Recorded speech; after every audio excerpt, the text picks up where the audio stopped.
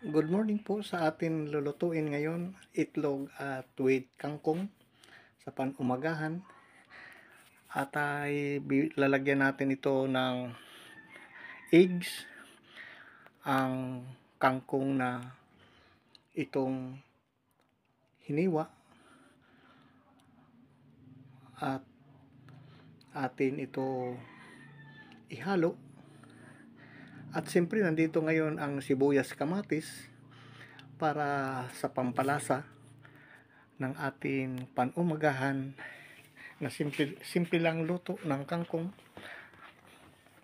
At sabay natin ito haluin pagkatapos para ma-mix ng maigi yung itlog or eggs. At siyempre lalagyan natin po ng pampalasa, paminta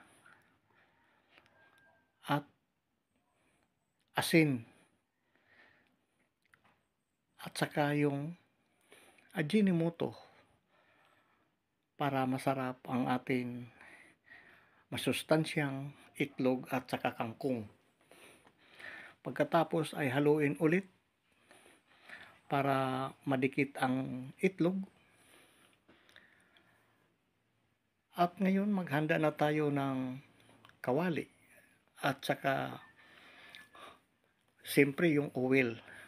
At pagkatapos makita na natin siya ay brown na, ay dandahanin natin siyang ang gilid para hindi siya dumikit sa mantika.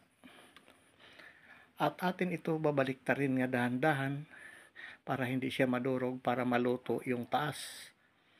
At pagkatapos ito na siya, at yung nasobra na kangkong, pwede natin pa ito pandagdag na recipe o sa gulay. Pwede isawsaw natin sa toyo.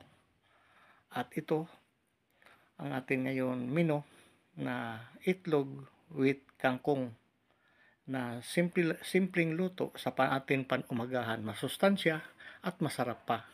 Huwag makalimutan